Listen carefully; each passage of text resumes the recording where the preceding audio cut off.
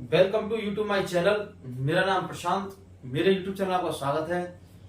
मैंने पहले इसमें एक चैप्टर पढ़ाया था प्रकाश का परावर्तन, लेकिन बच्चों की डिमांड थी बच्चों की कि सर प्रकाश का परावर्तन ये वाला टॉपिक है, ये चैप्टर है प्रकाश का परावर्तन और अपवर्तन। इस चैप्टर को कंटिन्यू कीजिए सर इसको। तो मैंने बच्चों की डिमांड पर पूरा चैप्टर को कंटिन्यू करने का डिसाइड ले लिया। तो मैं आपके लिए हर टॉपिक हर चीज के बारे में आपको समझाऊंगा। तो मैंने आपके लिए पहले प्रकाश का परावर्तन पढ़ाया था इसमें, इससे पहले की वीडियो में। आपने अगर इसको इस वीडियो को आप नए न्यू वीडियो को देख रहे हैं, इससे पहले आप प्रकाश के परावर्तन वाली वीडियो देखें, ठीक है। हाँ, तो इसमें मैंने पहले आपके लिए क्या पढ़ा चुका, प्रकाश का परावर्तन पढ़ा चुका। अब मैं इसमें आपसे प्रकाश के परावर्तन के प्रकार पढ़ाऊंगा। फिर उसके बाद में धीरे धीरे गोलीय दर्पण, उसके बाद में लेंस भी चालू करेंगे, ठीक है। तो आज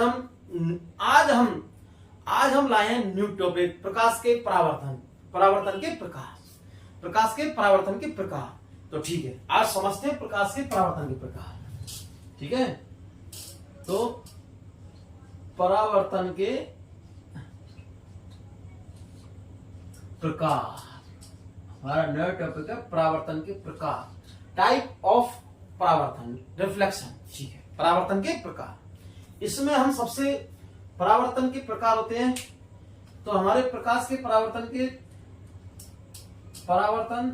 कितने प्रकार का होता है? परावर्तन दो प्रकार का होता है। कितने का? दो प्रकार का होता है। कितने प्रकार का? दो प्रकार का होता है। हमारा का प्रकाश का परावर्तन है, ये कितने प्रकार होता है? दो प्रकार का होता है। कितने बार? दो प्रकार का। प्रकाश का जो परावर्तन है कितने बार? दो प्रकार का होता है। प्रकाश का परावर्तन है कितने? दो प्रकार का। तो इसमें हम सबसे पहले पढ़ेंगे नियमित परावर्तन। पहला फर्स्ट नियमित परावर्तन।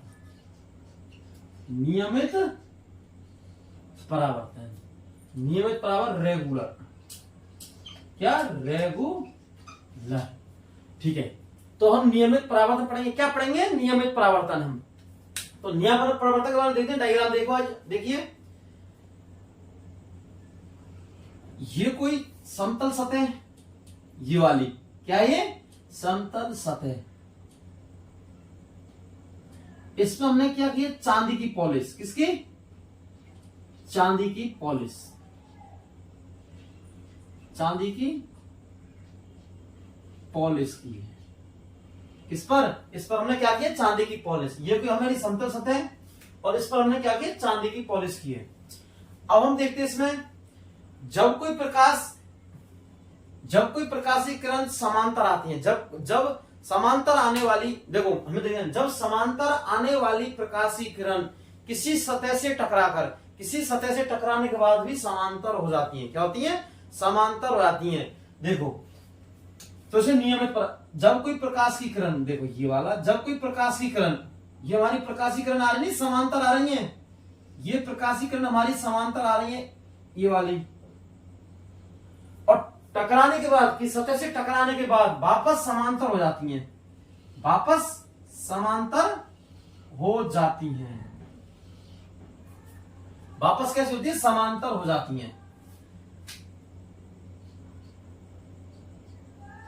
वापस समांतर हो जाती हैं। तो इसे क्या कहेंगे? नियमित परावर्तन। इस घटना को क्या कहेंगे? नियमित परावर्तन। जब कोई प्रकाश की किरण जब कोई प्रकाशीय समांतर किरण आती है और टकराने के बाद में ये समांतर हो जाती है, उसे कहेंगे प्रकाश का नियमित प्रकाश का परावर्तन। इसमें देखो, देखिए, जब समांतर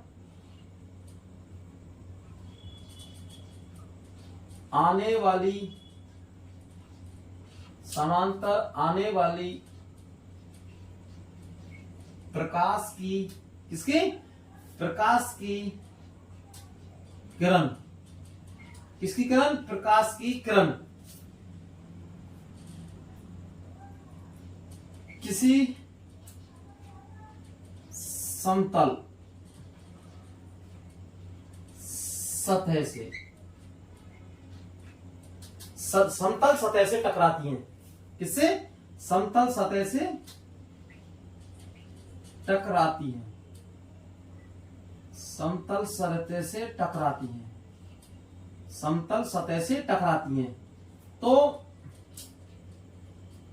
टकराती हैं तो परावर्तन के बाद, किसके बाद? परावर्तन के बाद, रिफ्लेक्शन के बाद, परावर्तन के बाद भी, परावर्तन के बाद भी समांतर होती हैं। समांतर, परावर्तन के बाद समांतर, समांतर, परावर्तन के बाद समांतर ही रहती हैं, ही रहती हैं। इस घटना को या इसको हम नियमित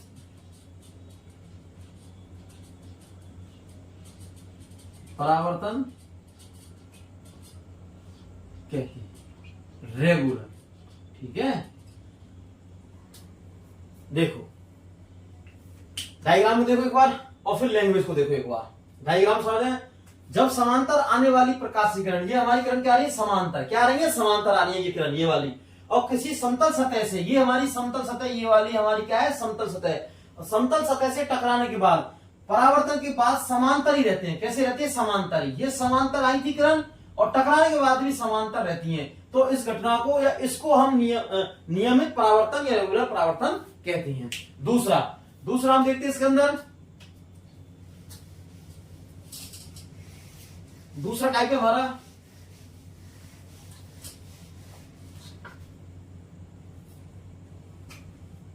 दूसरा टाइप है हमारा विस्तृत परावर्तन। क्या है? दूसरा हमारा टाइप है विस्तृत परावर्तन। कौन सा है? विस्तृत परावर्तन। दूसरा हम देखते हैं इसके अंदर टाइप में विस्तृत, क्या देखते हैं? विस्तृत परावर्तन। कौन सा? विस्तृत परावर्तन। दूसरा टाइप हम देखते हैं विस्तृत परावर्तन। इर्रेगुलर,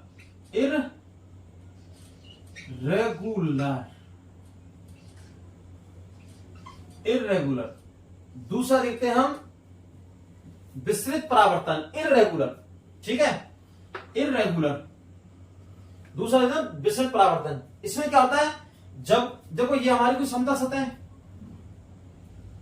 वो सेम कंडीशन उसके अंदर, लेकिन इसमें क्या होता है? उसमें तो क्या होता है? हमारी समतल सतह होती है, इसमें क्या होती है? असमतल सतह होती है। क्या होती है? असमतल सतह। तो असमतल सतह में देखिए, ऐसे माना कि हमारे जब कोई समांतर आने वाली प्रकाशीय किरण, ये समांतर आ रही है नहीं आ रही है? देखो, जब कोई समांतर आने वाली प्रकाशीय किरण किसी असमतल सतह से टकराने के बाद में, किसी असमतल सतह से टकराने के बाद में अपने मार्ग से फैली हुई या फिर दूर हो जाती हैं। तो देखो ये इधर गई, या अपने मार्ग से विचलित होना या फिर फैलना। ठीक है, ये इधर गई, ये इधर गई, ये इधर गई। देखो हमारी किरण समांतर आ रही है तीनों, माना कि हमने कोई समांतर किरण आ रही है और इससे असमतल सतह से टकराने के बाद में ये या तो फैल जाती है या अपनी दिशा से मुड़ जाती हैं। तो देखो ये इधर आ गई और ये किरण इधर आ गई और ये किरण इधर आ गई। देखो कंडीशन, डायरेक्शन देखो, ये जो सिंबल तीर के निशान, कभी भी एग्जाम में अगर आप डायग्राम बनाते हैं तो इसका बड़ा ध्यान रखना, तीर के निशान का ये वाला, इसकी डायरेक्शन किरण की, ये किरण किधर से, हमारी जो प्रकाशीय किरण है ये किधर से आ रही है, किधर की तरफ जा रही है, इसका बहुत ध्यान रखना है आपको, बहुत इंपॉर्टेंट। ठीक है, तो ये हमारी समांतर आधी किरण और किरण आने के बाद में ये से ये फैल गई, या करें फैल गई। ठीक है, डायग्राम देख लिया। अब हम इसमें इसकी लैंग्वेज लिखते हैं। जब समांतर, कौन सी किरण? समांतर आने वाली प्रकाश की किरण, किसकी किरण? प्रकाश की किरण किसी, उसमें था समतल, क्या थे? समतल सतह, इसमें असमतल, किसी असमतल सतह से, ये याद रखना है, किसी असमतल असमतल सतह से टकराती है। क्या करती है? टकराती है। तो परावर्तन के बाद, इसके बाद परावर्तन के बाद, ये परावर्तन के बाद, इसके बाद परावर्तन के बाद, परावर्तन के बाद, परावर्तन के बाद ये फैल जाती हैं। कैसे फैल जाती हैं? या फैल जाती हैं या फिर अपने मार्ग से मतलब फैल जाती हैं, या फिर ये क्या करती है? फैल जाती हैं किरण, ये वाली किरण, या फिर दूर दूर हो जाती हैं। कैसे? दूर दूर हो जाती हैं, दूर दूर हो जाती हैं। ठीक है, देखो इसे क्या, इस घटना को क्या कहेंगे? इस घटना को हम नियमित परावर्तन, नियमित परावर्तन, वो नियमित नहीं, विस्तृत, सॉरी विस्तृत परावर्तन, विस्तृत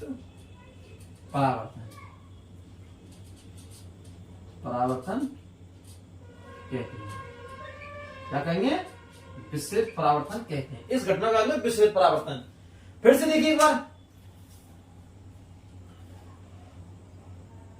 जब कोई प्रकाश की किरण समांतर आ रही है, समांतर किसी असमतल सतह से टकराने के बाद या तो फैल जाती हैं या फिर दूर दूर हो जाती हैं, इस घटना का कहेंगे हम विस्तृत परावर्तन कहेंगे इस घटना को। ठीक, देखते हैं हम नया समतल दर्पण। क्या देखते हैं? समतल दर्पण। समतल दर्पण के बारे में पढ़ते हैं हम। समतल दर्पण क्या होता है, इसमें प्रतिबिंब की स्थिति कैसी होती है, प्रतिबिंब कैसा बनता है इसके अंदर समतल दर्पण के अंदर। तो हम समतल दर्पण में देखते हैं कि इसमें क्या होता है, वस्तु व प्रतिबिंब की दूरी दर्पण सदैव बराबर होती है। क्या होती है? वस्तु एवं प्रतिबिंब की दूरी दर्पण से सदैव बराबर होती है, और प्रतिबिंब सीधा व आभासी बनता है। कैसा? सीधा व आभासी बनता है। ठीक है, इसको पर्दे पर प्राप्त नहीं किया जा सकता। क्या इसको क्या नहीं है? पर्दे पर प्राप्त नहीं किया जा सकता है। किसको? और आकार में प्रतिबिंब वस्तु के समान आकार का ही होगा। किसका? समान आकार का। अब इसमें देखते हैं हम पहला पॉइंट, वस्तु प्रतिबिंब की दूरी दर्पण सदैव बराबर होती है। देखो जैसे माना कि ये हमारा उत्तल दर्पण है, अवतल, कौन सा? अवतल दर्पण है ये वाला, हम अवतल दर्पण लेते हैं। ये कौन सा है? अवतल दर्पण। ठीक है, माना कि कोई समांतर, ये हमारी मुख्य अक्ष है। क्या है ये? मुख्य अक्ष है ये वाली। तो जब कोई प्रकाश की किरण समांतर आती है, ऐसे समांतर आने के बाद और ये दर्पण सतह से टकराने के बाद वापस अपने मार्ग में लौटती है और जहां पर दोनों किरण करती है, इसे कहते हैं मुख्य फोकस एफ। अब इसमें क्या दे रहा है हमारे? प्रतिबिंब और बिंब की दूरी दर्पण सदैव बराबर होती है। तो देखो जैसे माना कि ये अनंत है, ये वाला अनंत पर कोई प्रतिबिंब, हमारा कोई वो रखा है बिंब। क्या रखा है? बिंब। बिंब बोल लो या वस्तु बोल लो, एक ही बात है। माना कि हमारा कोई बिंब रखा है या वस्तु रखी है अनंत पर। कहां पर? अनंत पर। ये देखो अनंत पर रखी है, अनंत पर रखी है, और इससे आने वाली समांतर किरण आ रही है, और समांतर किरण आने के बाद में टकराने वाले मुख्य फोकस पर कटते हैं। और यह जो हमारा ये दोनों किरण जो काटती हैं एक दूसरे को, क्रॉस करती हैं, कटार बिंदु, इसको बोलते हैं हम। यही हमारा क्या बनता है? प्रतिबिंब बनता है। क्या बनता है? वस्तु का प्रतिबिंब यहां बनता है। ठीक है, क्या बनता है? यहां बनता है प्रतिबिंब। अब देखो इसमें वस्तु प्रतिबिंब की दूरी सदैव दर्पण से बराबर होती है, तो इनकी दूरी होती है वे सदैव बराबर होती है। ठीक है, ये वाली दूरियां ये सदैव बराबर होती हैं। एक चीज, प्रतिबिंब सीधा व आभासी बनेगा। कैसा बनेगा? सीधा व आभासी। माना कि एक कंडीशन में हम उत्तल दर्पण देखते हैं। क्या देखते हैं? उत्तल दर्पण की कंडीशन देखते हैं हम। इधर देखो, ये हमारा कौन सा दर्पण है? उत्तल। ये उत्तल दर्पण है, ये हमारी मुख्य अक्ष है। क्या है ये? मुख्य अक्ष है। मुख्य अक्ष के कोई समांतर किरण आ रही है प्रकाश की, और प्रकाश समांतर किरण का आने के बाद में ये वापस किरणों को क्या करता है? उत्तल दर्पण बिखेरता है किरणों को। तो ये किरण बिखेर दी इसने, ये वाली, या वापस लौटा दी। लेकिन ये हमारी मुख्य अक्ष ये वाली, लेकिन हमें आगे हम इन किरणों को बढ़ाएंगे ऐसे, तो एक बिंदु पर जाकर ये मिलेंगी और प्रतिबिंब सीधा कैसा? ये हमारी वस्तु ये वाली माना की अनंत पर रखी वस्तु, माना की ये वाली। और जब अनंत पर रखी वस्तु, किस पर? अनंत पर रखी वस्तु, और यह हमारी किरण है, इनको दोनों को एक दूसरे किरण को बढ़ाते हैं ये वाली, तो प्रतिबिंब कैसा बनेगा? सीधा व आभासी। जब भी हमारा प्रतिबिंब आभासी बनेगा, इस पॉइंट को नोट कर लीजिए, जब भी हमारा प्रतिबिंब क्या बनेगा? आभासी। कैसा बनेगा? आभासी बनेगा। तो आभासी प्रतिबिंब बनता है। कैसा? आभासी प्रतिबिंब जब हमारा बनता है, तो इसमें आपको कैसा बनेगा? आभासी अगर प्रतिबिंब हमारा बनता है तो इसमें दो पॉइंट है। हमारा अगर प्रतिबिंब कैसा बन रहा है? आभासी, तो वो हमेशा सीधा बनेगा। एक तो कैसा बनेगा? सीधा। एक चीज तो कैसा बनेगा? सीधा। कैसा बनेगा? सीधा बनेगा। आभासी प्रतिबिंब कैसा बनेगा? हमेशा सीधा बनता है। और वास्तविक प्रतिबिंब हमारा ये हमेशा उल्टा बनता है। क्या बनता है? उल्टा बनता है। कौन सा? वास्तविक प्रतिबिंब। और आभासी हमारा कैसा बनता है? सीधा प्रतिबिंब बनता है। ठीक है, इसको पर्दे पर आप देखिए, इसको पर्दे पर, और आकार प्रतिबिंब वस्तु के समान आकार का ही होगा। किसका? समान आकार का। ठीक है, ये पॉइंट। अब देखते हैं हम समतल दर्पण हो गया।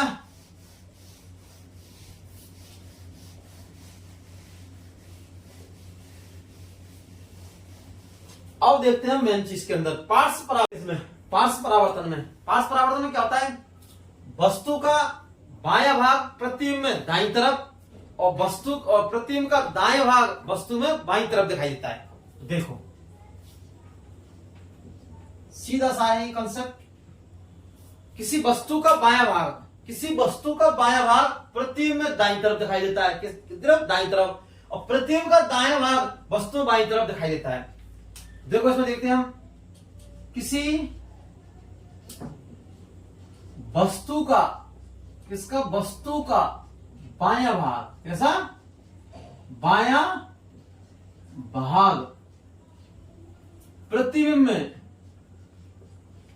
किसमें? प्रतिबिंब में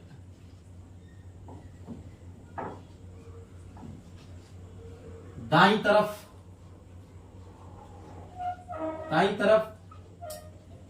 दिखाई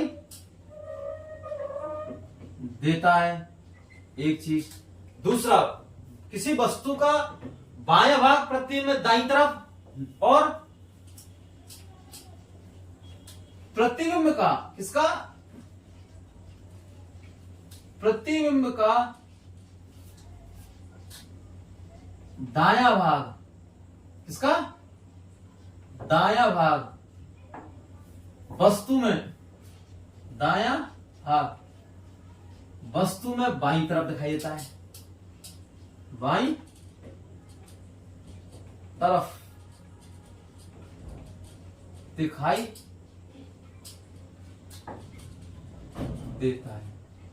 सीधा सा कंसेप्ट है पार्श्व परावर्तन में। किसी वस्तु है, वस्तु का बायां भाग प्रतिबिंब में दाईं तरफ, और प्रतिबिंब का दायां भाग वस्तु में बाईं तरफ दिखाई देता है। और आपको अगर समझ में आ गए तो लाइक और कमेंट तो बनता ही है। ठीक है।